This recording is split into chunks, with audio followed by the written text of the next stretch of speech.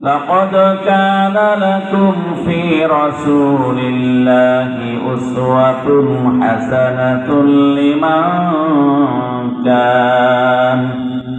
لمن كان يرجو الله واليوم الآخر.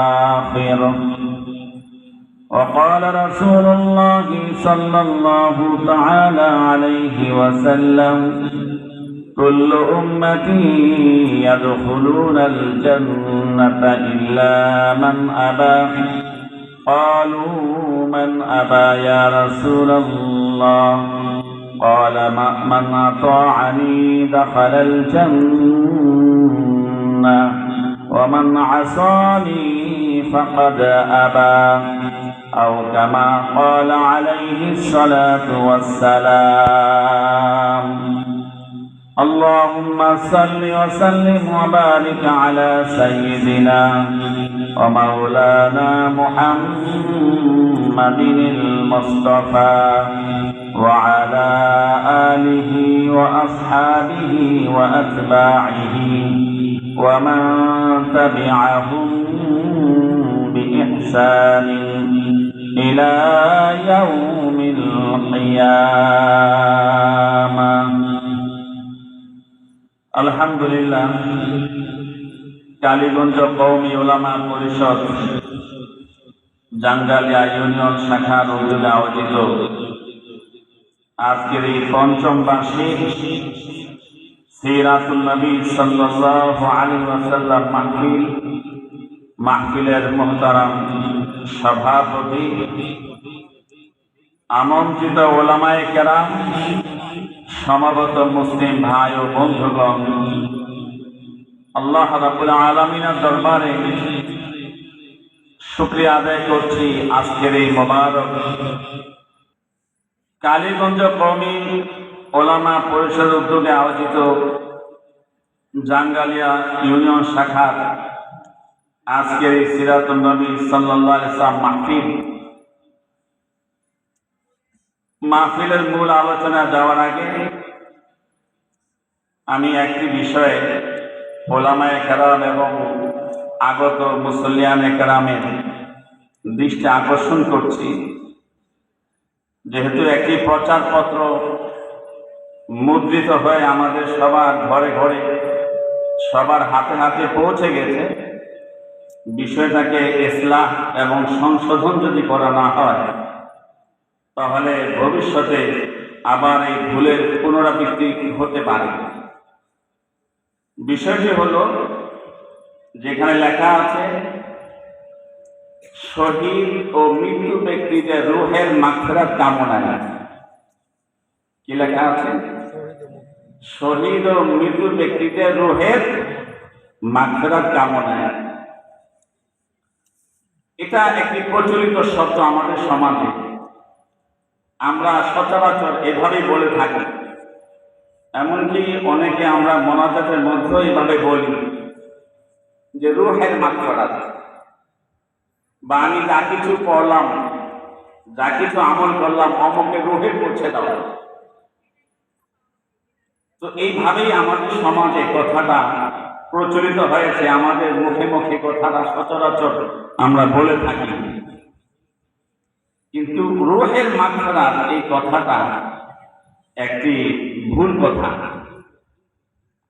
ইসলামী শরিয়া এবং ইসলামী আকীদা বিশ্বাসের আলোকে এটা একটি গলত বিশ্বাস, গলত কথা। আমরা যারা আহলে সুন্নাহ ওয়াল জামাআহ, আহলে হক, তাদের আকীদার সঙ্গে সাংঘর্ষিক এই কথাটা। মানুষের মৃত্যুর পরে যে পরকাল আল্লাহ তাআলা পুনর্জীবিত করবেন এবং পরকাল যেটাকে আখিরাত বলা হয়েছে, সেই আখিরাতের সুখ, শান্তি, সমৃদ্ধি এবং আখিরাতের দুঃখ, কষ্ট, যন্ত্রণা, শাস্তি, হয় ভালো না হয় মন্দ, যেটাই হোক, এই বিষয়ে আহলে সুন্নাহ ওয়াল জামাআহ তথা আহলে হকের আকীদা হলো, বিশ্বাস হলো যে মৃত্যুর পরে আমাদেরকে যে পুনরায় আল্লাহ তাআলা জীবিত করবেন, এটা শুধু আমাদের রুহানি বা আত্মার পুনর্জীবন করবেন না, আমাদের রুহানি এবং জিসমানি, দৈহিক এবং আত্মিক উভয় ভাবে, অর্থাৎ আমরা যেভাবে আছি এভাবে আল্লাহ আমাদেরকে পুনর্জীবিত করবেন। ইসলামের এই বিশ্বাস যে আমাদের যে পুনরুত্থান হবে, ওয়াল বা'সু বা'দাল মাউত, মৃত্যুর পরে যে পুনরুত্থান হবে, এটা শুধুমাত্র রুহানি বা আত্মিক ভাবে হবে না, বরং রুহানি এবং জিসমানি উভয়টা সমন্বিত হবে। আমরা যে দুনিয়াতে আছি শুধু দৈহিক ভাবে আছি নাকি রুহানি ভাবেও আছি? শুধু কি রুহানি ভাবে আছি নাকি দৈহিক ভাবেও আছি? দোনো ভাবে আছি, একসঙ্গে আছি।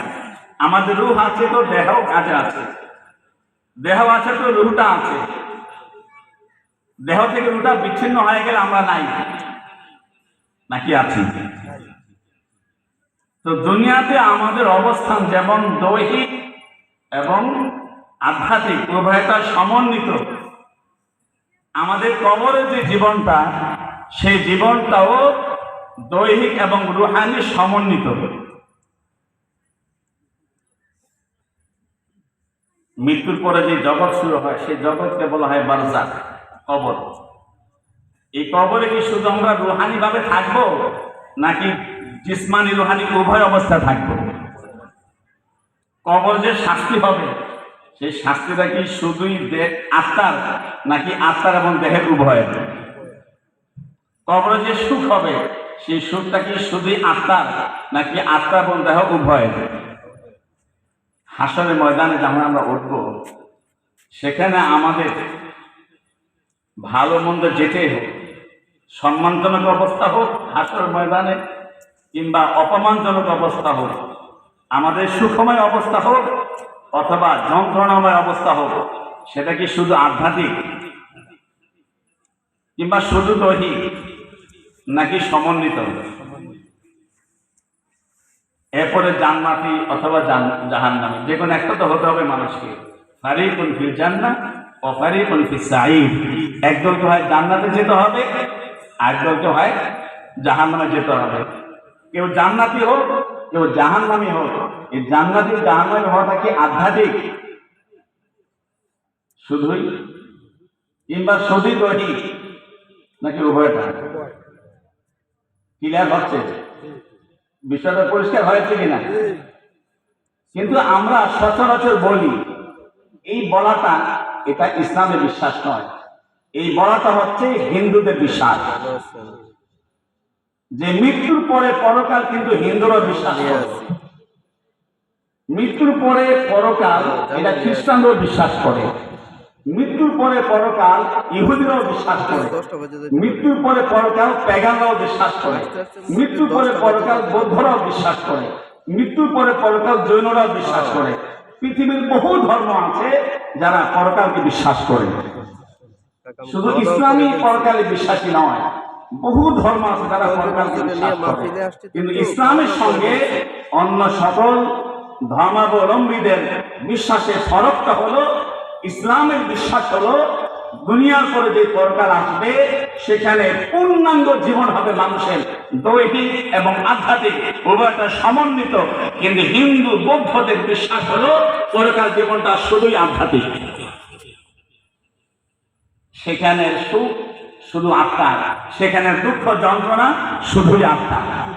এই জন্য ওরা রুহের কল্যাণ কামনা করে, রুহের অকল্যাণ কামনা করে। সেখান থেকে ওদের প্রতিবেশী তো আমরা, এই প্রতিবেশী থাকতে থাকতে ওদের থেকে অনেক কিছু ঢুকছে আমাদের মধ্যে। এটা একটা ঢুকছে যে আমরা বলি রুহের মাকফিরাত। কথা বুঝে আসছে কিনা? আমি একবার বোটবাজার এক বড় ইসলামী মহাসম্মেলনে, সেখানে গিয়ে দেখলাম ঠিক একই অবস্থা, যে রুহের মাকফিরাত কামনায় ইসলামী মহাসম্মেলন। সেখানে এই কথাটা বললাম, মাওলানা মুশতাকুন নবী মাদাল্লাহু তিনি উপস্থিত ছিলেন। আমার বয়ানের পরে উনি আমাকে জড়ায় ধরলেন, বললেন যে হুজুর আপনি তো একটা এমন এক জিনিসটা এক্সট্রা করে দিলেন যে আমিও তো মাঝে মাঝে এটা বলে ফেলাইতাম।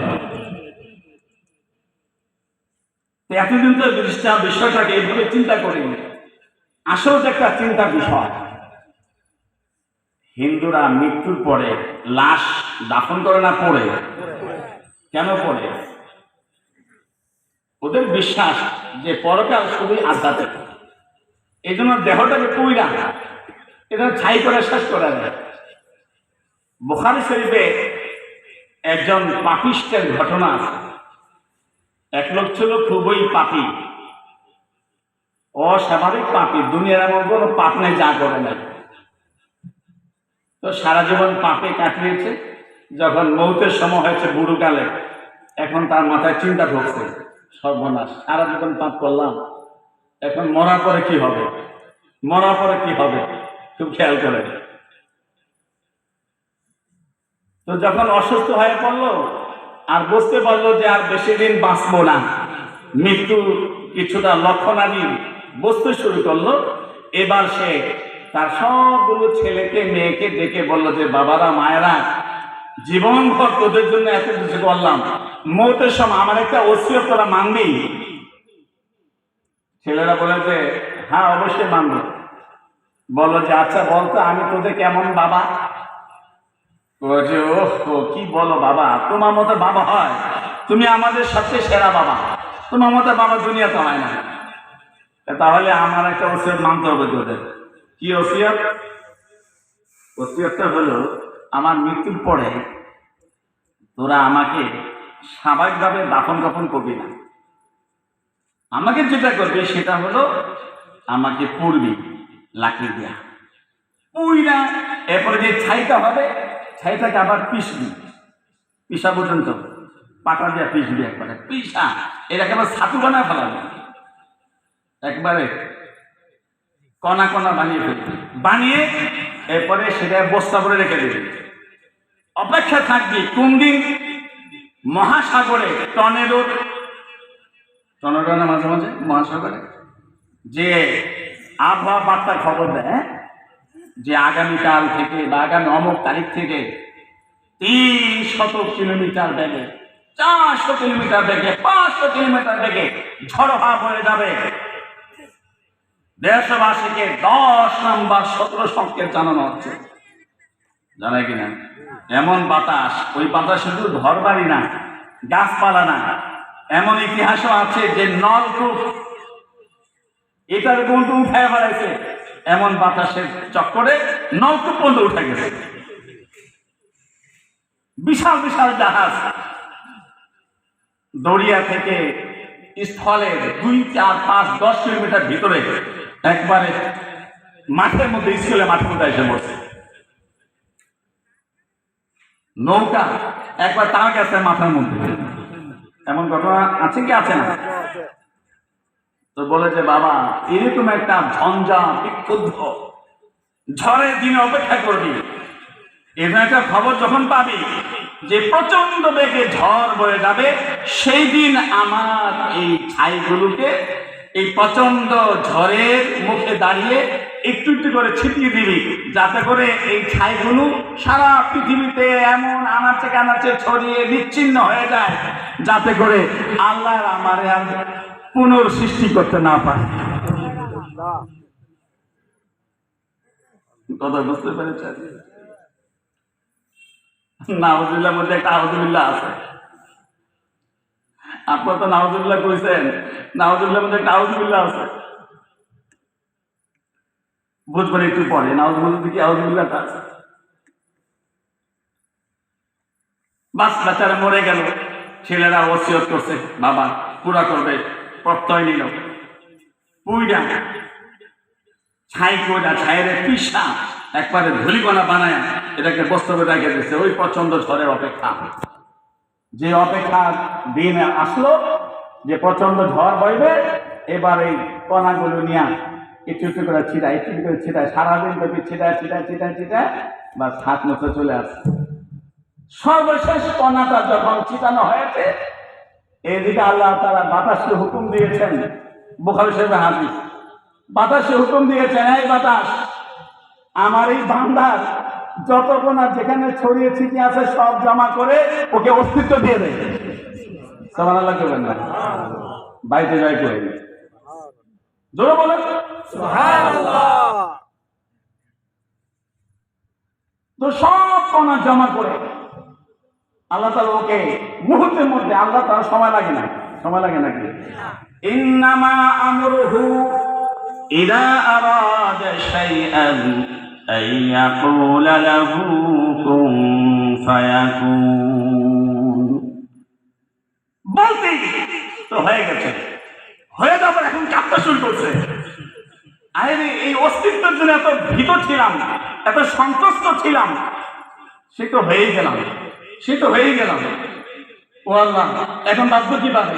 ও আল্লাহ এখন বাঁচবো কিভাবে? আল্লাহ তাআলা বলেন যাই, সে কাঁপতে আছে, সে তো কাঁপতে আছে। আমার কি ব্যাপার, তুমি এই বাচ্চাদেরকে কথা কেন বলছো? ছেলেদের কথা কেন বলছো? তোমাকে পুড়িয়ে ছাই বানিয়ে পিষিয়ে কণা বানিয়ে ছড়িয়ে দিতে হবে কেন বলছো? সে বলেছে আপনার ভয়ে তো বলছি। বলেন না, আপনার ভয়ে তো বলছি।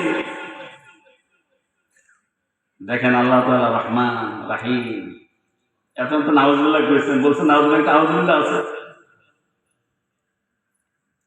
আল্লাহু আকবার। বলল যে আমার ভয়ে যাও, মাফ করে দিলাম। খেয়াল করেন, বুঝবার চেষ্টা করেন এই লোকটার বিশ্বাস কি ছিল? পরকালে শুধু আধ্যাত্মিক পুনর্জীবন নাকি দেহ সহ? নাউজুবিল্লাহ তো কইছিলেন বেঈমান মনে করে, কি বেঈমান না ঈমানওয়ালা? ঈমানওয়ালা। বলেন না, বেচারা কি বেঈমান না ঈমানওয়ালা? তাতে বিশ্বাস যে মহল্লে আল্লাহ উঠাইব, জিন্দা করব, দৈহিকভাবে জিন্দা করব, এমন কোন পাত্র ছাড়ি নাই। তো শাস্তিটা কেমন দিব? এই ভয়ে আল্লামা আনোয়ার শেখ কাশ্মীরি রহমাতুল্লাহি আলাইহি শারহে বুখারী ফায়জুল বারীর মধ্যে লিখেছেন যে বাহ্যিকভাবে মনে হয় বেচারা কাফের, পরকাল অস্বীকারী মনে হয়। না না না না, ওর এই অস্বীকারের মধ্যে একটা স্বীকারোক্তি আছে, ওর বেঈমানির মধ্যে একটা ঈমান আছে কিনা, ওর একটা নাউজুবিল্লাহর মধ্যে একটা আউযুবিল্লাহ আছে কিনা। তার এই প্রকাশ্য বেঈমানের মধ্যে একটা ঈমান আছে, সেটা হলো আল্লাহর ভয়ে বাঁচবার জন্য সে এটা করেছে। বলেন সুবহানাল্লাহ। তাহলে পরকালে আমাদের পুনরুত্থানটা কি শুধু আধ্যাত্মিক? কথা করে এখন বুঝা আসে নাই, বুঝা আসে না? আমার পরকাল আমাদের পুনরুত্থানটা কি শুধুই আধ্যাত্মিক, শুধু রুহানি? সশরীর। এটা হিন্দুদের বিশ্বাস, এটা হিন্দুদের বিশ্বাস, এটা খ্রিস্টানদের বিশ্বাস। ওরাও জান্নাত বিশ্বাস করে, জাহান্নাম বিশ্বাস করে। কিতাবে লেখা আছে খ্রিস্টানদের জান্নাত জাহান্নাম হলো আধ্যাত্মিক, কিন্তু আহলে সুন্নাহ ওয়াল জামাআহ আহলে হক ইসলাম ওয়ালাদের জান্নাত জাহান্নামের বিশ্বাস হলো সশরীরে। বলেন সুবহানাল্লাহ। হাদিসের মধ্যে পরিষ্কার এসেছে আল্লাহ তাআলা যখন পুনঃসৃষ্টি করবেন, আল-বাস বাদাল মাউত করবেন, তখন আমাদের দেহটাকে অনেক বড় করে তৈরি করবেন। হাদিসের মধ্যে বিস্তারিত ব্যাখ্যা আছে। কাজে এটা এভাবে লেখা আছে রূহের মাগফিরাত কামনা, এটা আমাদের আহলে সুন্নাত জামাতের আকীদা নয়। আমাদের আকীদা হবে মাগফিরাত কামনা, মৃত্যু ব্যক্তিদের মাগফিরাত কামনা। মনে থাকবে তো, শহীদদের মাগফিরাত কামনা, শহীদদের রূহের মাগফিরাত নয়। এটা আমাদের বিশ্বাস না, এটা বিধর্মীদের বিশ্বাস। মনে থাকবে, কথা বোঝা আসছে, বোঝা আসে নাই? হুজুর দোয়া করি আল্লাহ যা কিছু বললাম এর সবে হাদিয়াতু আমাদের প্রিয় নবী মুহাম্মদ রাসূলুল্লাহ সাল্লাল্লাহু আলাইহি ওয়াসাল্লামের রূহ মুবারকে পৌঁছে দাও। গলত গলত। আমাদের নবীজির উপর পৌঁছে দাও। কি বলতে হবে? নবীজির উপরে পৌঁছে দাও, নবীজি রওজায়ে আতহারে পৌঁছে দাও, এভাবে বলেন। নবীজির উপরে পৌঁছে দাও, এটা গলত। নবীজি যে কবরে শুয়ে আছেন শুধু আধ্যাত্মিক কথা কয় না। আমাদের আহলে সুন্নাত জামাত আকীদা কি? হায়াতুন নবী। ইন্নাল্লাহা হারামা আলাল আরদ আন তাকুলা আজসাদাল আমবিয়া। হাদিসের মধ্যে আছে আল্লাহ তাআলা জমিনের উপরে এটাকে নিষিদ্ধ করেছেন। জমিনে কোনো সাধ্য নাই নবীদের দেহকে খাবে। তাহলে আমাদের নবীজি অন্যান্য আম্বিয়া আলাইহিস সালাম যে কবরে শুয়ে আছেন, তারা কি দৈহিকভাবে শুয়ে আছেন না শুধু আধ্যাত্মিকভাবে? দৈহিকভাবে। তো আপনি দোয়া করলেন শুধু রুহানি, আমাদের নবীজি রুহে পৌঁছে আছে। সহিনা গালাজ কথা বুঝাচ্ছেন? কাজে এই যে আমরা প্রচলিত অনেক কিছু করি, দেখি সুযোগ পাইলে আরেকটা উদাহরণ দেব। প্রচলিত আমরা কত ভুল করি, আরেকটা উদাহরণ দেব। আল্লাহ তৌফিক দান করেন। যাই হোক, বলছিলাম যে মূল আলোচনার আগে এই বিষয়টা বললাম। ওলামায়ে কেরামের উদ্যোগে, ওলামায়ে কেরামের মনে কষ্ট হবে যে আমাদের একটা ভুল ধরলাম, ভুল মানে কারো ভুল হয়ে যায়, এটা মূলত এটা আমাদের ভুল না, এটা আসলে একটা সমাজের ভুল। কার ভুল বলেন? সমাজের ভুল। মানে সমাজ এভাবে চলছে, আমরা বলি কিন্তু গলত মশহুর। হ্যাঁ, এটা ভুল প্রসিদ্ধ হয়ে গেছে, ভুল চালু হয়ে গেছে। চালুটাকে পরিষ্কার করতে হবে কিনা? আল্লাহ তাআলা আমাদেরকে সংশোধিত হওয়ার তৌফিক দান করুন। আজকের মাহফিলটা হলো সিরাতুন নবী সাল্লাল্লাহু আলাইহি ওয়াসাল্লামের উপরে। কিসের উপরে? সিরাতুন নবীর উপরে। আমাদের সমাজে এই সিরাত নামে অনেক কিছু হয়। সিরাত সম্মেলন, সিরাত মহাসম্মেলন, সিরাতুন নবী সেমিনার, সিরাতুন নবী আলোচনা, সিরাতুন নবী মাহফিল। বিশেষ করে যখন রবিউল আউয়াল মাস আসে তখন আমাদের সমাজে ব্যাপকভাবে এই সিরাত নামটা আমরা শুনি কিনা বলেন? আচ্ছা, সিরাত কাকে বলে এই বিষয়টা বল আরেকটু আলোচনা করি, এরপরে মূল আলোচনা যদি দেওয়ার সুযোগ যাবো ইনশাআল্লাহ। সিরাত কাকে বলে? সিরাত বলতে আমরা সাধারণত বুঝি যে সিরাত মানে হলো আমাদের নবী, প্রিয় নবী, সাইয়্যিদুল আম্বিয়া ওয়াল মুরসালিন, খাতামুন নবিয়্যিন মুহাম্মদুর রাসূলুল্লাহ সাল্লাল্লাহু আলাইহি সাল্লামের পবিত্র জীবন ইতিহাস, তার জীবন বৃত্তান্ত, তার জীবনের ঘটনাবলী, এর সমষ্টিকে আমরা সিরাতুন নবী হিসাবে মনে করে থাকি। ঠিক কিনা বলেন? এই যে সিরাতুন নবী সম্পর্কে আমাদের যে ধারণাটা, এই ধারণাটাও পরিপূর্ণ না, এটাও একটা আংশিক বাস্তব ধারণা, কিন্তু পরিপূর্ণ বাস্তব ধারণা না। এটা একটু ভালো করে বুঝতে হবে। আল্লাহ জানে মাথা নদীটা কেন আসলো, আর এখন বললে এটা এই মজমায় সবাই বুঝবে কিনা তাও বুঝতেছি না। আশা করি বুঝবে।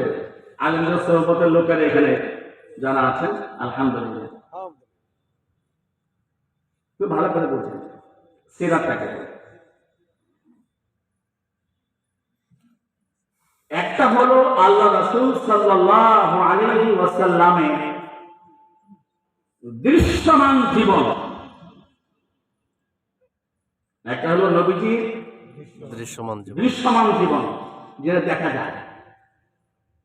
যেমন আমি আপনাকে দেখছি, আপনার মাথায় একটা টুপি আছে, আমি আপনাকে দেখছি আপনার মাথায় চুল আছে, আমি আপনাকে দেখছি আপনার দাড়ি আছে, আমি আপনাকে দেখছি আপনার গায়ে জুব্বা আছে, আমি আপনাকে দেখছি আপনার মাথায় রুমাল আছে, আমি আপনাকে দেখছি আপনার পরনে পাজামা পাঞ্জাবি কিংবা লুঙ্গি কুর্তা আছে, এটা হলো দৃশ্যমান, আমরা দেখতে পাচ্ছি। সিরাতুন নবীর হাকিকতটা বোঝবার জন্য খুব খেয়াল করুন, সিরাত কাকে বলে।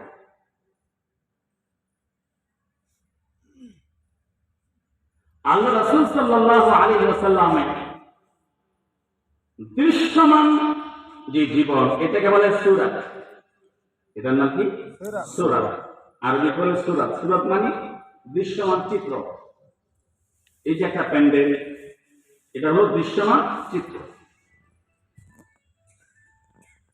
আল্লাহ নবীর জীবনের দৃশ্যমান যা কিছু, সেটা হলো সূরাত, সূরাতুন নবী। কিন্তু প্রত্যেকটা দৃশ্যমান বস্তুর ভিতরে অদৃশ্যমান যা থাকে, সেটা হলো ওই বস্তুর হাকিকত। ওই বস্তুর কি হাকিকত, ওই বস্তুর আসল রূপ। যেমন আমরা নামাজ পড়ি, নামাজে দাঁড়াই, কিয়াম কিয়াম করি না নামাজে? কিয়াম কি? নামাজে কি দাঁড়ান, বলেন না? ফরজ। ফরজ নামাজে কিয়াম করা কি ফরজ। রুকু করা বলেন, কথা বলেন সবাই। রুকু করা ফরজ, সিজদা করা ফরজ, জলসা কওমা করা কি ওয়াজিব। জলসা কওমা করা ওয়াজিব। তাসবিহ পড়া কি সুন্নাত। কেরাত পড়া ফরজ। সূরা ফাতিহা পড়া ওয়াজিব। সূরা মেলানো ওয়াজিব। আমরা জানি তো এগুলো, আলহামদুলিল্লাহ। এই যে আমরা নামাজ পড়ি, নামাজে দাঁড়াই, তো এক মানুষ নামাজে দাঁড়িয়ে কেরাত করছে, এই হলো দৃশ্যমান চিত্রটা, যে সে দাঁড়িয়ে আছে, তার ঠোঁট লড়ছে, সে কি কি যেন পড়ছে, তার থেকে একটা ধ্বনি, একটা আওয়াজ বের হচ্ছে, আমরা শুনতে পাচ্ছি। এটা হলো একজন ব্যক্তির নামাজের দণ্ডায়মানের অবস্থা, দৃশ্যমান চিত্র। এই দৃশ্যমান চিত্রটার ভিতরে একটা অদৃশ্যমান ব্যাপার আছে। সেই ব্যাপারটা কি খুব খেয়াল করেন। সেই ব্যাপারটা বুখারী শরীফের হাদিসের মধ্যে আছে। قال رسول الله صلى الله عليه وسلم إن العبد إذا قام يصلي يناجي ربه। একজন মানুষ যখন নামাজে দাঁড়ায় আর বলে আল্লাহু আকবার, আর কিয়াম শুরু করে, কেরাত শুরু করে, রাসূল আকরাম সাল্লাল্লাহু আলাইহি ওয়াসাল্লাম বলেন, তখন সে প্রকৃত অর্থে তার রবের সঙ্গে সঙ্গোপনে আলাপ এবং সংলাপ করে। বুঝাচ্ছে? তাহলে এই যে নামাজের কিয়াম, নামাজের কিয়ামে কয়টা জিনিস আছে বলেন? দুইটা হলো, একটা হলো সূরাত, একটা হলো সূরাতের ভিতরের নিহিত বিষয়, একটা হলো দৃশ্যমান নামাজের চিত্র, আর হলো অদৃশ্যমান নামাজের ব্যাপার স্যাপার। বোঝাতে পারছি নাকি? আপনাদের বোঝা আসতেছে? হ্যাঁ, আল্লাহ তাআলা কোরআনে বলেছেন ফাসজুদ ওয়াকতারিব, বান্দা সিজদা যাও। আমরা নামাজে সিজদা করি কিনা? তো সিজদা যাওয়া মানে কি? ইউদা আল জাবহা ওয়াল আনফ ওয়াল ইয়াদাইন ওয়াল রুকবাইন ওয়াল রিজলাইন আলাল আরদ। এই সাতটা অঙ্গকে জমিনের উপর রাখার নাম হচ্ছে সিজদা। কপাল থাকবে, নাক থাকবে, দুই হাত, দুই পা, দুই হাঁটু, কটা হলো? সাতটা। এটা হলো একটা সিজদার বাহ্যিক রূপ। কিন্তু আল্লাহ তাআলা কোরআনে সূরা ওয়ান নাজমের মধ্যে ইরশাদ করছেন ফাসজুদ ওয়াকতারিব, বান্দা আমার নিকটে আসতে চাও তো সিজদা চলে যাও। সিজদা হলো একটা বাহ্যিক রূপ, এর হাকিকত হলো আল্লাহর সান্নিধ্য। হাকিকত কি? আল্লাহর সান্নিধ্য।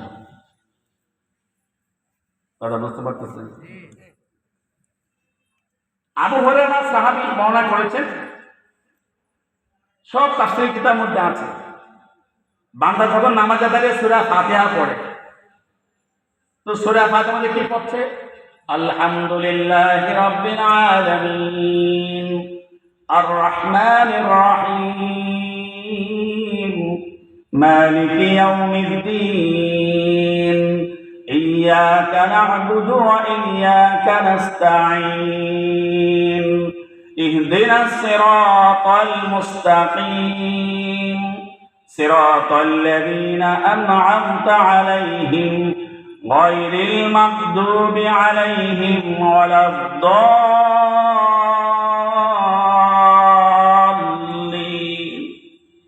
সূরা ফাতিহা পড়লাম, কিন্তু আল্লাহ রাসূল কি বলে?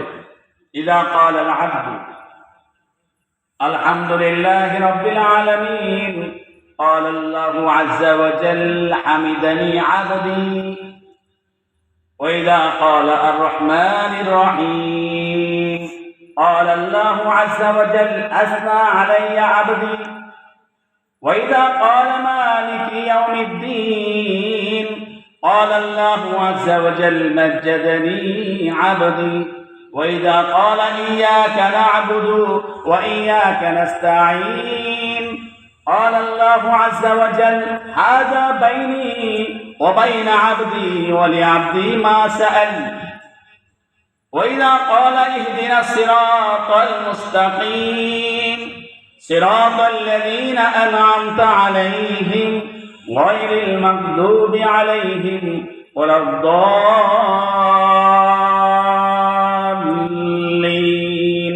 قال الله عز وجل ولعبدي ما سأل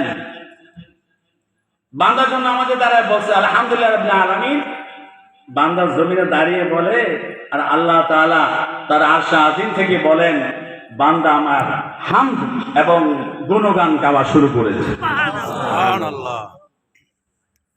বান্দা বলছে আর রহমান রহিম, আল্লাহ তাআলা বলতে থাকেন ওখান থেকে, আসনা আলাইয়া আবদি, আমার বান্দা আমার প্রশংসা শুরু করেছে। সুবহানাল্লাহ। বান্দা বলে মালিক ইয়াউমিদ্দিন, আল্লাহ বলেন যে আমার বান্দা আমাকে সর্বোচ্চ মর্যাদায় অধিষ্ঠিত করছে। বান্দা বলে ইয়্যাকা না'বুদু ওয়া ইয়্যাকা নাস্তাঈন, আল্লাহ বলেন যে এমন একটা জিনিস বান্দা উপস্থাপন করেছে যার এক অংশ আমার জন্য উৎসর্গিত, আরেক অংশ তার সঙ্গে তার সাথে প্রার্থিত। বান্দা যা চাবে আমি ওয়াদা দিচ্ছি তা দিয়ে দেব। সুবহানাল্লাহ।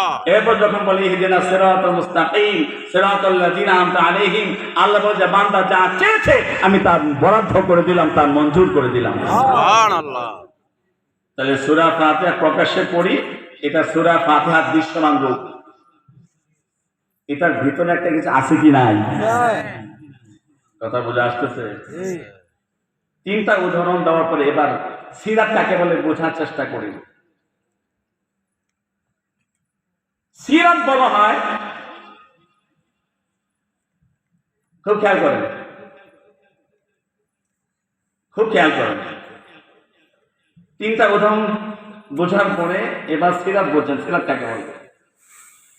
नबी की सूरत से, बोलें, नबी की सूरत से जो कुछ निकलती है वही है सीरत। नबी की सूरत से जो निकलती है वही है सीरत। नबी की सूरत से जो निकलती है ওহি হায় সূরত। নবীর এই দৃশ্যমান যা কিছু, এগুলোর ভিতরে যে আধ্যাত্মিকতা লুকিয়ে আছে, এগুলোর ভিতরে যে হাকিকত লুকিয়ে আছে, এগুলোর ভিতরে যে প্রকৃত অবস্থা লুকিয়ে আছে, সেটার নাম হচ্ছে প্রকৃত অর্থে সিরাতুন নবী সাল্লাল্লাহু আলাইহি ওয়াসাল্লাম।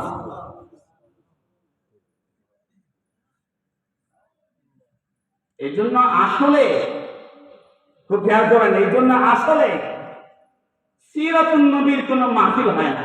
বাস্তবে বাস্তবে সিরাতুন নবীর কোনো সম্মেলন হয় না। বাস্তবে সিরাতুন নবীর উপর আসলে কোনো ওয়াজ করা যায় না। ওয়াজ হয় সূরাতুন নবী, সম্মেলন হয় সূরাতুন নবীর, ওয়াজ মাহফিল হয় সূরাতুন নবীর, সেমিনার সিম্পোজিয়াম হয় সূরাতুন নবীর। কারণ এই সূরত দিয়েই সিরতে যেতে হয়। এই জন্য কেউ যদি নিজের মধ্যে সিরত আনতে চায়, তার প্রথম শর্ত হলো নবীর সূরতটাকে নিজের মধ্যে আনতে হবে। করতে হবে? নবীর সুরত নিজের মধ্যে আনতে হবে। আনতে হবে। কথা বুঝে আসলো? আমার আপনার কাজ কি? আমার আপনার কাজ হলো লাকাদ কানা লাকুম ফি রাসূলিল্লাহি উসওয়াতুন হাসানা লিমান কানা ইয়ারজুল্লাহা ওয়াল ইয়াউমাল আখির। আমার আপনার কাজ হলো নবীর সুরতটাকে অবলম্বন করা, গ্রহণ করা, আর ওই সুরত লাভ করে, সুরত গ্রহণ করে, সুরতকে অনুসরণ করে ধীরে ধীরে ধীরে ধীরে সাধনা মেহনত করতে করতে তার হাকিকতে যাওয়া। আমার এই মেহনত করতে করতে করতে করতে বয়সের 10 যাবে, 15 যাবে, 20 যাবে, 30 যাবে, 40 যাবে, 50 যাবে। কারো জিন্দিগিতে 50 বছর যাওয়ার পরে সিরাতুন নবী হাসিল হবে, কারো জীবনে 60 বছর যাওয়ার পরে সিরাতুন নবী হাসিল হবে, কারো জীবনে 80 বছর যাওয়ার পরে সিরাতুন নবী হাসিল হবে, কারো জীবনে জীবন শেষ হয়ে যাবে, মৌত এসে যাবে, সিরাত হাসিল হবে না। কিন্তু সুরত যেহেতু অবলম্বন করেছো, আল্লাহ তাআলা তার রহমতের কারণে, তার দয়া করুণার কারণে ওই সুরত নবী দেখেও আল্লাহ তাআলা পরকালে পার করে দিবে। সুবহানাল্লাহ। কথা বুঝে আসছে? কারণ সিরাত তো দেহ ছাড়া যেমন প্রাণ থাকে না। কি ভাই, আমার যদি আপনি পরানা কাটটা দেন, আমার প্রাণ থাকবে? আমার প্রাণের বাহক কে? আমার দেহ। আমার প্রাণের বাহক কে? দেহ। আমার দেহ। সিরাতুন নবীর বাহক হলো সুরাতুন নবী। সিরাতুন নবীর বাহক কে? সুরাতুন নবী। এই জন্য নবীর মতো মাথা রাখতে হবে। মাথা বানাতে হবে কার মতো? নবীর মতো। নবীর মতো। জোরে কয় না। নবীর মতো। মাথা বানাতে হবে কার মতো? নবীর মতো। চুল, নবীর মতো। ভুরু, নবীর মতো। মোট, নবীর মতো। দাড়ি, নবীর মতো। নখ, নবীর মতো। পোশাক, পাজামা, পাঞ্জাবি, বুঝে আসলো? জি। যত সুরাতুন নবী, নবী কেমন ছিলেন এ হলো সুরাত। নবী কেমন ছিলেন এ হলো সুরাত। নবী দৃশ্যমান অবয়বটা কেমন ছিল, নবী দৃশ্যমান জীবনটা কেমন ছিল, তিনি তার ব্যক্তি জীবনটা কিভাবে যাপন করতেন, সুরাত। তার স্ত্রীদের সঙ্গে তার দাম্পত্য জীবনটা কেমন ছিল, সুরাত। তার মেয়েদের সঙ্গে, ছেলে বাচ্চাদের সঙ্গে তার জীবনটা কেমন ছিল, সুরাত। তার লেনদেন, আয় উপার্জন কেমন ছিল, সুরাত। তিনি মদীনা নামক রাষ্ট্রটা কিভাবে পরিচালনা করেছেন, সুরাত। তিনি দুশমনের সঙ্গে কেমন আচরণ করেছেন, সুরাত। তিনি প্রতিবেশীর সঙ্গে কেমন আচরণ করেছেন, সুরাত।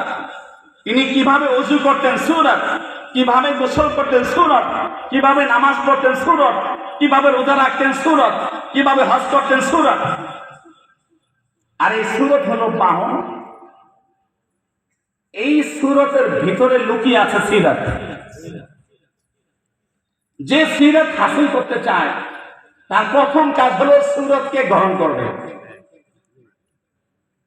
যে নামাজের হাকিকত গ্রহণ করতে চায় তাকে নামাজের সুরত গ্রহণ করতে হবে।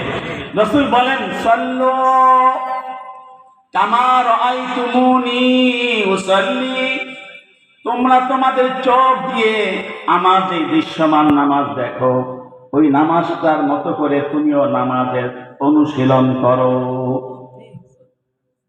আমার মতো দাঁড়াও, আমার মতো রুকু করো, আমার মতো সিজদা করো। এভাবে করতে করতে নামাজের সাধনা যখন শুরু হবে, নামাজের মেহনত শুরু হবে, মেহনত করতে করতে 5 বছর যাবে, 10 বছর যাবে, 15 বছর যাবে, 20 বছর যাবে। একদিন আল্লাহ তাআলা নামাজের হাকিকত তোমাকে নসিব করে দিবে। তখন তোমার সিরাত হাসিল হয়ে গেল। কিন্তু নামাজের বাহ্যিক সুরত ছাড়া নামাজের হাকিকত গ্রহণ করার কোনো সুযোগ নাই। কথা ঠিক কিনা বলেন? যেমন দেহ ছাড়া আত্মা থাকবার কোনো ব্যবস্থা নাই, সুরত ছাড়া সিরাত নবী হাসিল করার কোনো সুযোগ নাই। এখন আমাদের সমাজে একজন লোক আছে, আপনাদের এখানে নাই হয়তো বা, আমাদের দত্তপাড়া ইসলামপুরে আছে। একবারে নির্দিষ্ট নাম সহ করতে পারলে কিন্তু কমো না। এক লোক ছিল, এক বড় বর্তমান দেশ খ্যাত পীর সাহেবের মুরিদ। মসজিদের পাশে একটা চায়ের দোকানে উনি বসে থাকতেন। মসজিদে নামাজের সময় আসতে সময় বলতো, মাতবর সাহেব আজান দিচ্ছে, নামাজে আসেন। তো যাও বেটা, নামাজ কি তোকে মতে পড়তে হয়? নামাজ হলো দিলে দিলে পড়তে হয়। নাউযুবিল্লাহ। এমন আসেনি সমাজে কিছু লোক? কথা কয় না, কথা বলেন না, এমন লোক আসেনি? নামাজ হলো দিলে দিলে ব্যাপার, এমন লোক আসেনি? তারই কথা কি সহি না গলত? কারণ নামাজের হাকিকত তো দিলের ব্যাপার, বাস্তব। কিন্তু সেই হাকিকত আসবে কিভাবে? সূরা সূরত এর সাথে আসবে। যেমন মানুষের আত্মা, এটা আধ্যাত্মিকরা দেখা যায় না, কিন্তু এটাকে ধারণ করে কে দেখো? সিরাতুন নবীকে দেখা যায় না, ওটা নবীর হাকিকত, কিন্তু ওইটাকে ধারণ করে নবীর সূরত। বলেন সুবহানাল্লাহ। সুবহানাল্লাহ। কথা বুঝে আসতেছে? বুঝে আসলো? জি। এখন আমরা নবীর সিরাত চাই কি চাই না? চাই। নবীর সিরাত চাই? চাই। কারা কারা চাই? আল্লাহু আকবার। আল্লাহ কবুল করেন। নবীর সিরাত যারা চাই, তাদের প্রথম কাজ হলো নবীর সূরত গ্রহণ করতে হবে। আপনি চান এখান থেকে বাংলাদেশের প্রধানমন্ত্রীর সাথে দেখা করবেন, আপনার বাড়ি জাঙ্গালিয়া, আর আমাদের প্রধানমন্ত্রী থাকে জাঙ্গালিয়া। তো কই থাকে? ঢাকা। এখন আপনি কোন বাহন ছাড়া ঢাকা যেতে পারবেন? জি না। বাহন লাগবে কিনা? লাগবে। বাহন দিয়ে আপনাকে ঢাকা যেতে হবে, এরপরই আপনার প্রধানমন্ত্রীর সাথে সাক্ষাৎ সম্ভব। কথা ঠিক কিনা বলেন? ঠিক। আপনি হজ করতে চান, হজ, হজ কোথায় হবে? মক্কায়, কাবা ঘরে। জাঙ্গালিয়ায় বসে বসে হজ করা যাবে? যাবে? জি না। আপনাকে এরোপ্লেনে চলে, উড়োজাহাজে আরোহণ করে আপনাকে যেতে হবে, ঠিক কিনা বলেন? বাহন ছাড়া আপনি হজ করতে পারবেন? সিরাত নবী হচ্ছে নবীর হাকিকত। ওই হাকিকত হাসিল করতে হলে আমাকে আপনাকে নবীর সূরতের বাহন গ্রহণ করতে হবে। এই জন্য নবীর মতো হতে হবে জীবন জিন্দেগি। আল্লাহ তাআলা বলেন, লাকাদ কানা লাকুম ফি রাসূলিল্লাহি উসওয়াতুন হাসানা লিমান কানা ইয়ারজুল্লাহা ওয়াল ইয়াউমাল আখির। যে ব্যক্তি আল্লাহকে ভয় করে, ইয়ারজু, যে ব্যক্তি আল্লাহকে ভয় করে, ইয়ারজু, যে ব্যক্তি আল্লাহর কাছে কিছু আশা করে, ইয়ারজু। ইয়ারজু শব্দ দুই অর্থ। কয় অর্থ? একটা হলো রহমতের আশা, একটা হলো আযাবের ভয়। দেখেন কি চমৎকার শব্দ আল্লাহ তাআলা এখানে উপস্থাপন করেছেন। ইয়ারজু, ইয়ারজু মানে আল্লাহ রহমতের আশা, আল্লাহ আযাব থেকে ভয়। তো যে ব্যক্তি আল্লাহর রহমতের আশা করে, যে ব্যক্তি আল্লাহকে ভয় করে, আল্লাহর সর্বোচ্চ রহমতের প্রকাশের জায়গা হলো জান্নাত। বলো সুবহানাল্লাহ। সুবহানাল্লাহ। আর আল্লাহর আযাবের সবচেয়ে জঘন্য জায়গা হলো জাহান্নাম। নাউযুবিল্লাহ। তাহলে সরল তরজমা হলো আয়াতের, যে ব্যক্তি জান্নাত পেতে চায় এবং জাহান্নাম থেকে বাঁচতে চায়, তার জন্য ওয়াল ইয়াউমাল আখির, পরকালে যে ব্যক্তি আল্লাহর রহমত তথা মাগফিরাত আশা করে, পরকালে যে ব্যক্তি আল্লাহর আযাব আর লাঞ্ছনাকে ভয় করে, লিমান কানা ইয়ারজুল্লাহা ওয়াল ইয়াউমাল আখির, তার জন্য একমাত্র ব্যবস্থা হলো লাকাদ কানা লাকুম ফি রাসূলিল্লাহি উসওয়াতুন হাসানা। তাদের জন্য হচ্ছে নবীর উসওয়া। উসওয়া মানে নবীর দৃশ্যমান জীবন। বলেন সুবহানাল্লাহ। সুবহানাল্লাহ। উসওয়া মানে নবীর দৃশ্যমান জীবন। এই নবীর দৃশ্যমান জীবনকে যে ধারণ করবে, পরকালে আল্লাহর রহমতের আশায় আর আল্লাহর আযাবের ভয়ে, সেই ব্যক্তি সফল আর কামিয়াব হবে। সুবহানাল্লাহ। এই জন্য সিরাতুন নবী, নবীর সঙ্গে আত্মার সম্বন্ধ নবীর সঙ্গে আধ্যাত্মিক সম্পর্ক, নবীর সঙ্গে ইশক মহব্বতের সম্বন্ধ কায়েম হবার একমাত্র ব্যবস্থা হলো নবীর সূরত, নবীর দৃশ্যমান জীবনটাকে, তার ব্যক্তিগত জীবন, তার দাম্পত্য জীবন, তার পারিবারিক জীবন, তার সামাজিক জীবন, তার রাষ্ট্রীয় জীবন, তার লেনদেন, তার ওঠা বসা, তার চালচলন, তার খানাপিনা, তার ইবাদত বন্দেগী, সব কিছুতে নবীর দৃশ্যমান জীবনকে যে ধারণ করবে, অনুসরণ করবে, অবলম্বন করবে, নিজের মধ্যে ফিট করবে, সে ধীরে ধীরে নবীর সিরাত অর্জন করবে, নবীর সঙ্গে তার আধ্যাত্মিক সম্বন্ধ কায়েম হবে। সুবহানাল্লাহ। আল্লাহ রাসূল বলেছেন, ইন্নাল আবদা ইযা কামা ইসওয়াল্লি, বান্দা যখন নামাজে দাঁড়ায়, তো দাঁড়ানোর পরে হলো ওই ধাপ, নামাজে দাঁড়ানোর পরে হচ্ছে ওই ধাপ। কোন ধাপ? ইউনাদি রাব্বা, আল্লাহর সঙ্গে আধ্যাত্মিক সংলাপ, আধ্যাত্মিক কথাবার্তা বলেন সুবহানাল্লাহ। তো ওই ধাপে পৌঁছবে কখন? ওই ধাপে পৌঁছবে কখন? নামাজে দাঁড়ায় নাকি না দাঁড়ায়? দাঁড়ায়া। দাঁড়ায়। তো নবীর হাকিকত হাসিল করতে হলে, নবীর সঙ্গে রুহানি আধ্যাত্মিক সম্বন্ধ কায়েম করতে হলে যাইতে হবে বাহনটা নিয়ে। সেই বাহনটা হচ্ছে নবীর সূরত। বোঝাতে পারলাম? বোঝাচ্ছে কথা আপনাদের? এখন আমরা আমাদের জীবনকে কিভাবে করি দেখেন, খেয়াল করেন, খুব ভালো করে বুঝেন, খেয়াল করেন।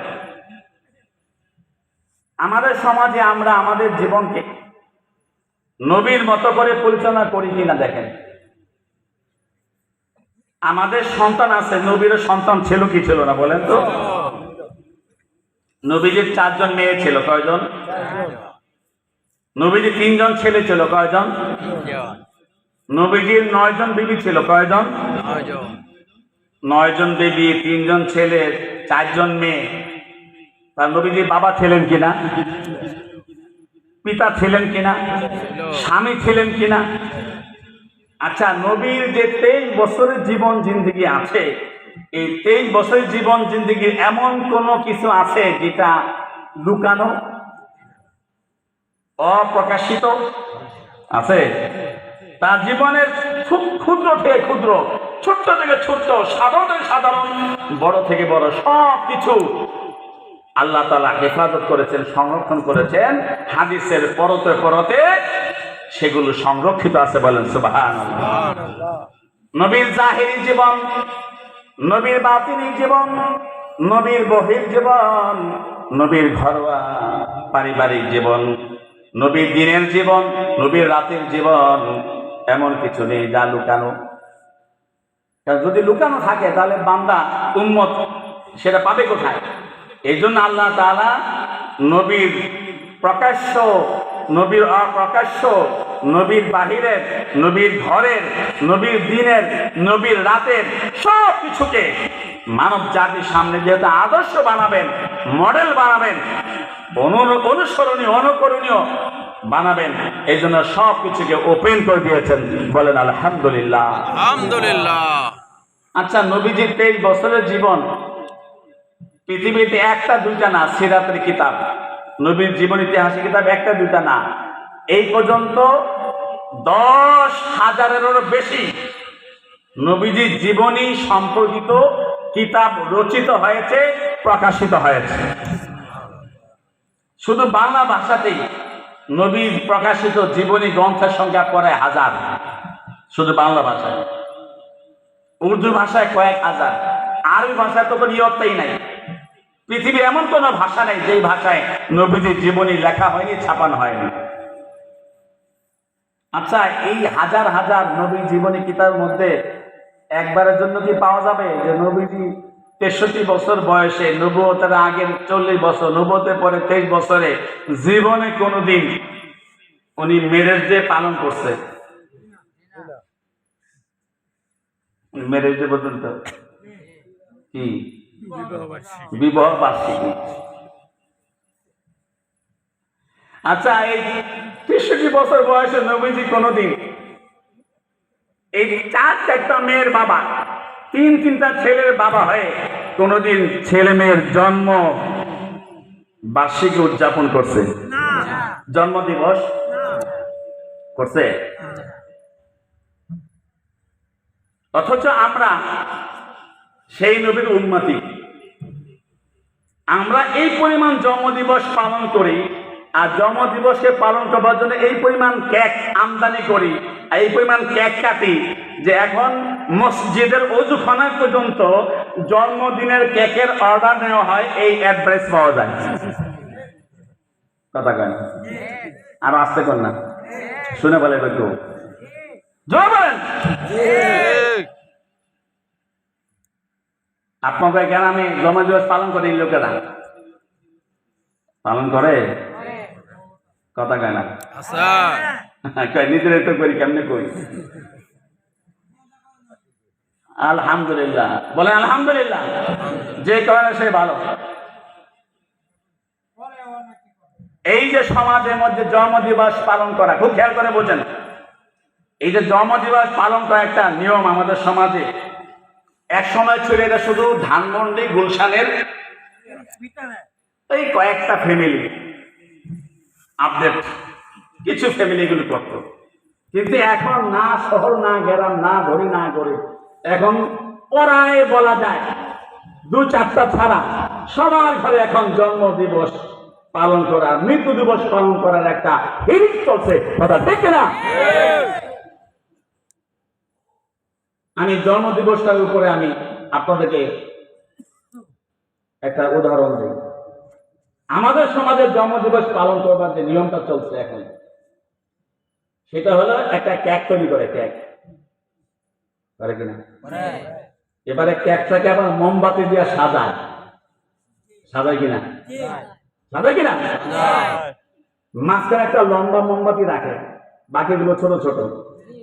এরপরে যার জন্মদিন সে সব দিন পায় ফুরিয়া, মাঝখানে জ্বালিয়ে রাখে। এরপরে আবার হ্যাপি বার্থডে, ওই গানও কইবা পারে, পালন করে বলে এই হ্যাপি বার্থডে টু ইউ পইরা পইরা গায়া গায়া নাচে, হাতে চুরি লাগায়, এরপরে সবাই মিল্লা নাচে গায়া পরে কেক কাটে। কথা কয় না? এর অবস্থা আছে কি নাই? এটা হলো একটা গরিবানা জন্মদিবস পালন, গরিবানা। আর তো ধনী হইলে কেকের পরে বিরিয়ানি, কাচ্চি, আরো কিছু। কথা কয় না? আরেকটু ধনী, আরেকটু অভিজাত হইলে এর জন্য একটা কনসার্ট, নামি দামি গায়িকা নায়িকা এসে নাচ গান করে কিনা? আরেকটু ধনী হইলে উন্নত মানের ঢাকার হোটেল, কমিউনিটি সেন্টার ভাড়া। কথা বলে। আরেকটু ধনী হইলে শুধু পারিবারিক পরিমণ্ডলে না, দোস্ত বন্ধু আহবাব যা আছে সবাইকে দাওয়াত দিয়া, এরপরে এটাকে আরো মজাদার, আরো ভোগ সম্পন্ন, আরো আকর্ষণীয় করবার জন্য সেখানে বিয়ারও চলে। কথা বলে। সেখানে মাদকও চলে, নেশাও চলে। কথা ঠিক কিনা? এই যে জন্মদিবস পালন করার একটা নিয়ম আমাদের সমাজে চলমান, এটা কোথেকে আসলো খুব ভালো করে বোঝেন।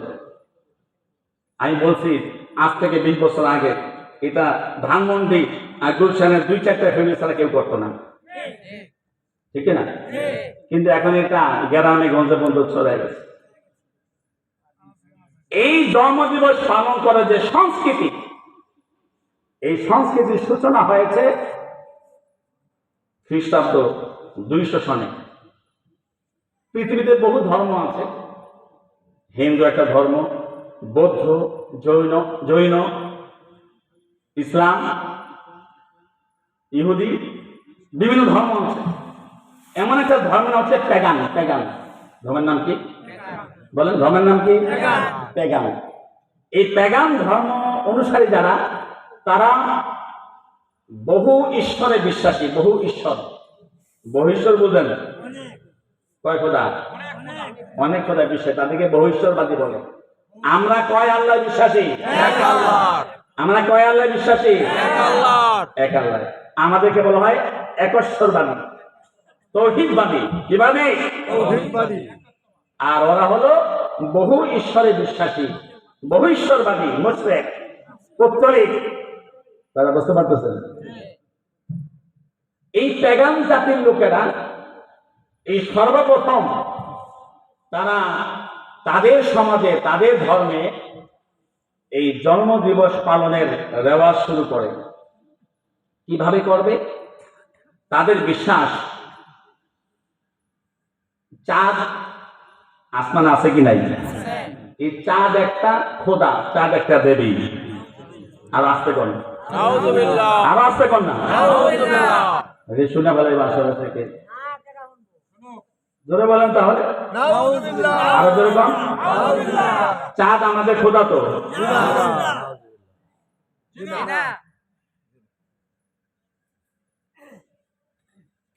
তাদের বিশ্বাস সূর্য একটা খোদা, তাদের বিশ্বাস পানি পানি পানি পানি একটা খোদা, তাদের বিশ্বাস আগুন একটা খোদা। এই জন্য আগুনের পূজা দেয়, পানির পূজা দেয়, দেখি না, চাঁদের পূজা করে, সূর্যের পূজা করে, বড় কোন বট গাছ পাইলে পূজা দেয়। কথা কয় না?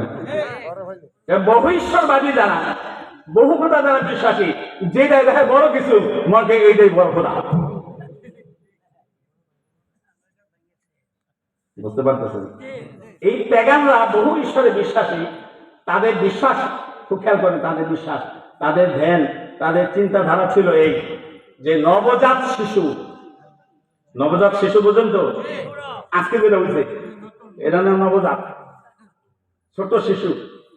এই নবজাত শিশু জন্ম নেওয়ার পরে তার বেঁচে থাকা, তার বেড়ে ওঠা, তার সুখ, তার অসুখ, তার ভালো, তার মন্দ, তার ভবিষ্যৎ ফিউচারের উন্নতি অবনতি, এই সব কিছু আল্লাহ নিয়ন্ত্রণে নাই। এগুলো হচ্ছে চন্দ্রদেবীর নিয়ন্ত্রণে। নাউযুবিল্লাহ। কার নিয়ন্ত্রণে? এই চন্দ্রদেবীকে তারা তাদের ধর্মের ভাষায় বলে আর্টেমিস।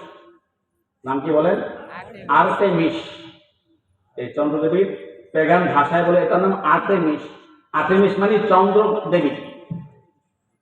এই জন্য নবজাত শিশু হওয়ার পরে তারা কি করে? চন্দ্রের আকৃতিতে, চারটা কেমন, এই চন্দ্রের আকৃতিতে একটা কেক তৈরি করে। কেক তৈরি করলো আটা, ময়দা, চিনি, ডিম ইত্যাদি দিয়ে। এখন আকাশের চন্দ্রদেবী তো উজ্জ্বল ঝলমল, কিন্তু আটা দিয়ে যে চন্দ্রদেবীর আকৃতি বানাইছে এটা তো ঝলমল না, ঝলমল করেনি না, সেটা ঝলমল বানাইতে হবে না। এই জন্য মোমবাতি জ্বালিয়েছে, আলো দিয়ে এটাকে ঝলমল করছে। কথা বুঝছেন? মাঝখানে একটা মোমবাতি সে বড় করে লম্বা। এবার যখন সন্তানের 1 বছর হবে, তো পরের বছরের তার উন্নতি অগ্রগতির জন্য, তার সুখ সমৃদ্ধির জন্য এই পেগানরা এই আর্টেমিস চন্দ্রদেবীর পূজা করে। তারা তার কাছে বলে যে, হে আমাদের চন্দ্রদেবী খোদা, আমাদের নবজাত শিশুকে 1 বছরের হায়াত ভিক্ষা দাও। আর আসতে কর না। নাউযুবিল্লাহ। সন্তানের বয়স যত, প্রতি বছরই তার জন্ম তারিখে, তার জন্মদিবস উপলক্ষে একটা করে কেক বানায় পেগানরা। এবং যেই কয় বছর তার চলে গেল, ওই কয়টা মন দেয় সাইডে, ওগুলো সে ফুয়ায় নিবায় দেয়, মানে গেছে গা অতীত। আর একটা রাখে মাঝখানে জ্বলন্ত, মানে আগামী বছর। এবার ওইটাকে সামনে রেখে সবাই হাতে তুলি দেয়, দিয়া দিয়া চন্দ্রদেবীর কাছে প্রার্থনা করে, হে চন্দ্রদেবী, হে চন্দ্রদেবী, আমাদেরকে, আমাদের সন্তানকে আগামী 1 বছরে হায়াত ভিক্ষা দাও। নাউযুবিল্লাহ। আমাদের এই সন্তানকে আগামী 1 বছরে সুখ শান্তি সমৃদ্ধি ভিক্ষা দাও। কথা বলছেন? এইভাবে যখন পেগানরা শুরু করলো এই চন্দ্রদেবীর পূজা আর চন্দ্রদেবীর আকৃতিতে জন্মদিবস উদযাপন, এটা কি তাওহীদ নাকি শিরক? তৌহিদ না শিরক? এটা উৎপত্তি তৌহিদের বিশ্বাস থেকে না শিরকের বিশ্বাস থেকে? ওই সময় খ্রিস্ট ধর্ম এখনো বিকৃত হয় না। ঈসা নবীকে আসমানে উঠিয়ে নেওয়ার পর গতকালকে একটা দিন গেছে কিনা, গতকালকে আগের দিন 25 একটা জন্মদিবস পালন হয়েছে নি বাংলাদেশে? জি। কোথাও কোথাও হয়েছে কিনা? হয়েছে নি? খেয়াল করে বলছেন। বললাম কত খ্রিস্টাব্দের কথা? 200। খ্রিস্ট ধর্মের মধ্যে তখনও এই বেদাত ঢোকে নাই। 200 থেকে 350 খ্রিস্টাব্দ পর্যন্ত খ্রিস্ট ধর্মে জন্মদিবস পালনের কোনো রেওয়াজ ছিল না। ঈসা নবীর জন্মদিবসকে উপলক্ষ করে কোনো অনুষ্ঠান ছিল না। বরং খ্রিস্ট ধর্মের 200 থেকে 350 খ্রিস্টাব্দ পর্যন্ত 150 বছরের যত লিখিত কিতাবাদি আছে, ওই সময়ের যত তাদের ফতোয়া ফালাদ আছে, সব জায়গায় দেওয়া আছে জন্মদিবস পালন করা শিরক, এটা ইবলিসের কাজ। এটা খ্রিস্ট ধর্মের ফতোয়া, যেটা পেগানরা করছে, ভবিষ্যৎবাদী শিরকিরা করছে, এটা কোনো খ্রিস্টান এটা করতে পারে না। 350 খ্রিস্টাব্দে প্রথম পোপ, প্রথম জুলিয়াস খ্রিস্টান পোপ, 350 খ্রিস্টাব্দে সর্বপ্রথম ঈসা নবী আলাইহিস সালামের জন্মদিবস পালনের রেওয়াজ শুরু করে। রেওয়াজ শুরু করার সঙ্গে সঙ্গে ওই সময় যত খ্রিস্টানদের গির্জা ছিল, সমস্ত গির্জা থেকে একযোগে ফতোয়া দেওয়া হয়, জুলিয়াস সে বেদাত চালু করছে আমাদের খ্রিস্ট ধর্মের মধ্যে, এটা শিরকি কর্ম, এটা গ্রহণ করা যায় না, এটা শয়তানের কাম। কিন্তু ধীরে ধীরে ধীরে ধীরে সেই 350 খ্রিস্টাব্দে খ্রিস্ট ধর্মের মধ্যে বড়দিন পালনের রেওয়াজ শুরু হতে হতে আজকে সারা পৃথিবীতে এখন বড়দিন পালন হচ্ছে। অথচ খ্রিস্টান ধর্মের আদি কিতাবাদের মধ্যে এটাকে বেদাত বলা হয়েছে, আমল ইবলিস, আমল শয়তান, শয়তানের কর্ম বলা হয়েছে। ঠিক তেমনি ভাবে আমাদের ইসলাম ধর্মে খুব খেয়াল করেন, প্রথম শতাব্দী গেল হিজরতের, দ্বিতীয় শতাব্দী গেল, তৃতীয় শতাব্দী গেল, চতুর্থ শতাব্দী গেল, পঞ্চম শতাব্দী গেল, ষষ্ঠ শতাব্দীতে ইরাকের মুসেলে বাদশা মুজাফফর সে দেখলো যে খ্রিস্টানরা বড়দিন পালন করে খুব জাঁকজমকপূর্ণ। এই উপলক্ষে একটা রাষ্ট্রীয় আয়োজন হয়, বিশাল একটা আনন্দ উল্লাস হয়। তা আমরা পিছনে থাকবো কি লেগা? তা আমরা আমাকে নবীর দিবস পালন করব। এই ষষ্ঠ হিজরিতে গিয়ে, শতাব্দীতে গিয়ে বাদশা মুজাফফর ইরাকের মোসেল শহরে সর্বপ্রথম ঈদে মিলাদুন নবী নামে এই নবীজির জন্মদিবস পালন শুরু করে। নাউযুবিল্লাহ। ওই সময় থেকে আজকে 1444 হিজরি পর্যন্ত যত আহলে হক উলামায়ে হক রব্বানি আছে, আহলুস সুন্নাহ ওয়াল জামাত একযোগে সমস্ত কিতাব খুলে দেখেন ফতোয়া দেওয়া আছে নবীজির জন্মদিবস পালন করা এটা ইসলামী সংস্কৃতি নয়, এটা হচ্ছে খ্রিস্টানদের সংস্কৃতি, পেগানদের সংস্কৃতি, এটা ইসলামে নাই। এটা না সাহাবারা করেছে, না তাবিরা করেছে, না তাবিরা করেছে, না ষষ্ঠ শতাব্দী পর্যন্ত কোনো মুসলমান করেছে। 350-এর পরে যেমন খ্রিস্টান সমাজে বড়দিন আন্তর্জাতিক উৎসব হয়ে গেছে, এখন আমাদের ইসলাম ধর্ম 600 শতাব্দীর পরে এখন মিলাদুন নবী পালন রাষ্ট্রীয় ছুটি, রাষ্ট্রীয় উৎসব হয়ে গেছে। এটা কি সুন্নত? এটা কি শরীয়ত? এটা কি সহিহ? খুব খেয়াল করে বলছেন। আর ওই যে পেগানদের ধর্ম বিশ্বাস, কেক, মোমবাতি, সেই কেক আর মোমবাতি দিয়ে জন্মদিবস পালন আজকে মুসলমানের ঘরে ঘরে। আপনি বলেন, খুব খেয়াল করে বলেন, কোন মুসলমানের পক্ষে সন্তানের জন্মদিবস পালনের জন্য কেক তৈরি করা কোনো বৈধতা আছে?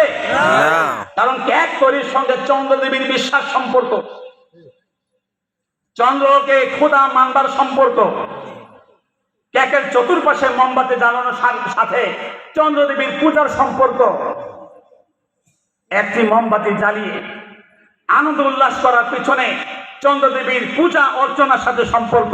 কোন মুসলমান, কোন তৌহিদবাদী কঠিন কালো কোন কেক বানাইতে পারে না তার জন্মদিবস পালন করার জন্য, এবং এটাকে মোমবাতি দিয়ে সজ্জিত করতে পারে না। কথা ঠিক কিনা বলে? এগুলো করছি আমরা, করছি কিনা? শিরিক, যার ভিত্তি শিরিক, যার উৎস শিরিক, যার উৎপত্তি শিরিক থেকে, সেটা আজকে মুসলমান করছে। পুরো মুসলমান করতে পারে? তৌহিদ বাজারে করতে পারে? নবীজি করেছেন। চারটা মেয়ের জন্য কি পারলেন না একদিন জন্মদিবস পালন করতে? তিনটা ছেলের জন্য কি পারলেন না জন্মদিবস পালন করতে? স্বয়ং নবীজি নিজে, কানা রাসূলুল্লাহি সাল্লাল্লাহু আলাইহি ওয়াসাল্লাম ইয়াসুমু ইয়াওমাল ইসনাইনি ওয়া ইয়াওমাল খামিস। নবীজি প্রতি সপ্তাহে সোমবার রোজা রাখতেন, প্রতি সপ্তাহে বৃহস্পতিবার রোজা রাখতেন। সাহাবায়ে কেরাম জিজ্ঞাসা করলেন, ইয়া রাসূলুল্লাহ, আপনি সোমবারে কেন রোজা রাখেন, বৃহস্পতিবার কেন রোজা রাখেন? নবীজি বলেন, লিআন্নী উলিদতু ফীহি, সোমবার আমি এই জন্য রোজা রাখি, এই দিবসে আল্লাহ তাআলা আমাকে দুনিয়াতে জন্ম হয়েছে। আমার জন্ম হয়েছে সোমবারে। বৃহস্পতিবার জন্য রোজা রাখি যে মানুষের আমল নামা প্রতি সপ্তাহে একবার আল্লাহর দরবারে হাজির করা হয়, জমা দেওয়া হয়, সেই দিনটা হলো বৃহস্পতিবার। সুবহানাল্লাহ। এই জন্য আমি চাই আমার আমল নামাটা এই সময়ে এই অবস্থা যাক যে আমি রোজাদার অবস্থায় আছি। বলেন সুবহানাল্লাহ। কথা বুঝে আসলো? তাহলে নবীজি কি বছরে কোন নির্দিষ্ট দিনকে তার জন্মের শুকরিয়ার জন্য উদযাপন করেছেন? বছরে কোন নির্দিষ্ট তারিখকে না দিবস নসুল অনুসরণ করেছেন, না তারিখ অনুসরণ করেছেন। প্রতি সোমবার, সেই সোমবার রবিউল আউয়ালের 12 তারিখও হইতে পারে, রবিউল আউয়ালের 1 তারিখ হইতে পারে। কথা ঠিক কিনা বলেন? সেটা ডিসেম্বর হইতে পারে, নভেম্বর হইতে পারে, সেটা চৈত মাস হইতে পারে, মাঘ মাস হইতে পারে। কথা কয় না? ঠিক। এখন আমরা উম্মত, এখন আমরা কি করব? মদিনা শরীফে যদি কেউ গিয়ে থাকেন, মক্কা শরীফে গিয়ে থাকেন, তাহলে দেখছেন প্রতি সোমবার যদি মদিনায় থাকেন, আপনি দেখবেন মক্কায় থাকেন, আসর নামাজের পরেই পুরো মদিনার মসজিদে, পুরো কাবা ঘরের মসজিদুল হারামের মধ্যে প্রত্যেক কাতারের সামনে খালি দস্তখান। কেউ দেখেছেন? যারা উমরা করেন, হজ করেছেন, দেখেন নাই এই দৃশ্য? প্রতি সোমবারে সারা আরবের লোকেরা সোমবার রোজা রাখে। কেন? নবীজির ইত্তেবা করে। কি করে? নিজের জন্মদিন পালন করে না নবীরটা? এটা হলো এটা হলো মহাব্বত। তোমার নিজেরটা পালন করা যাবে না। নবীর মহাব্বতে নবী সোমবারে জন্ম নিয়েছে, তুমি সোমবার রোজা রাখো সারা বছর। কথা বুঝতে পেরেছেন? সুতরাং 12 রবিউল আউয়ালে জন্মদিবস পালন করে যে রেওয়াজ, এটা খ্রিস্টানদের রেওয়াজ, এরা অমুসলিমদের রেওয়াজ, এটা ইসলামের রেওয়াজ না। ইসলামের রেওয়াজ যদি হতো, নবীজি তার 63 বছরে 40 বছরে না করলো, অন্তত পরবর্তী নবুয়তে 23 বছর একবারের জন্য হইলেও করতেন। সাহাবায়ে কেরাম, তাবিঈন, তাবে খায়রুল কুরুন জীবনে একবার হইলেও করার দৃষ্টান্ত থাকতো, কিন্তু পাওয়া গেল না। মুহতারাম হাজিরিন, এই জন্য বলতেছিলাম যে সিরাতুন নবী এর হাকিকত হলো সূরাতুন নবীকে অবলম্বন করতে হবে। জীবনের সব কিছুতে এই সূরাতুন নবীকে অনুসরণ করতে হবে, ফলো করতে হবে। যদি এটা করা যায়, তাহলে ধীরে ধীরে হাকিকতে সিরাতের উপর আমি পৌঁছতে পারবো। যদি পৌঁছে যাই, আমি কামিয়াব। যদি নাও পৌঁছতে পারি, আল্লাহ রাসূল বলেছেন, মান তাশাব্বাহা বিকওমিন ফাহুয়া মিনহুম। যার বাহ্যিক দৃশ্যমান চাল চলনটাও নবীর সঙ্গে মিলে যাবে, তার হাসর নবীর সঙ্গে হবে। যার দৃশ্যমান চাল চলনটাও সাহাবায়ে কেরামের সঙ্গে মিলে যাবে, তার হাসর সাহাবাদের সঙ্গে হবে। যার দৃশ্যমান চাল চলনটা ঈমান ওয়ালাদের সঙ্গে হয়ে যাবে, তার হাসর নসর ঈমান ওয়ালাদের সঙ্গে হবে। কিন্তু এর উল্টা যদি হয়, দৃশ্যমান চাল চলনটা নবীর সঙ্গে মিল হলো না, সাহাবাদের সঙ্গে মিল হলো না, ঈমান ওয়ালাদের সঙ্গে মিল হলো না, তাহলে আল্লাহ তাআলা কোরআনে বলছেন, ওয়া মান ইউশাকিকির রাসূলা من بعد ما تبين له الهدى ويتبع غير سبيل المؤمنين نوله ما تولى ونصله جهنم وساءت مصيرا যে ব্যক্তি নবীর বিরোধিতায় জীবন যাপন করবে গায়রা সাবিল মুমিনিন মুমিনদের জীবন আদর্শকে ছেড়ে দিয়ে বেঈমানদের বিজাতিদের জীবন আদর্শে নিজেকে পরিচালিত করবে নুওয়াল্লিহি মা তাওয়াল্লা আল্লাহ বলেন যে ও যেদিকে যেতে চেয়েছে আমি আল্লাহকে ওদিকে ঠেলে দেব অনুসলিহি জাহান্নাম পরিণতিতে তাকে আমি জাহান্নামে নিক্ষেপ করব এই জন্য আসুন আমার জীবনের সাদৃশ্যতা হবে কার সঙ্গে নবীর সঙ্গে আমার জীবন সাদৃশ্য হবে সাহাবায়ে কেরামের সঙ্গে আমার জীবনের মিল হতে হবে ঈমান ওয়ালাদের সঙ্গে আল্লাহ সেই তৌফিক আমাদেরকে নসিব করুন ওয়া আখিরু দাওয়ানা আনিল হামদুলিল্লাহি রাব্বিল আলামিন আসসালামু আলাইকুম ওয়া রাহমাতুল্লাহি ওয়া বারাকাতুহু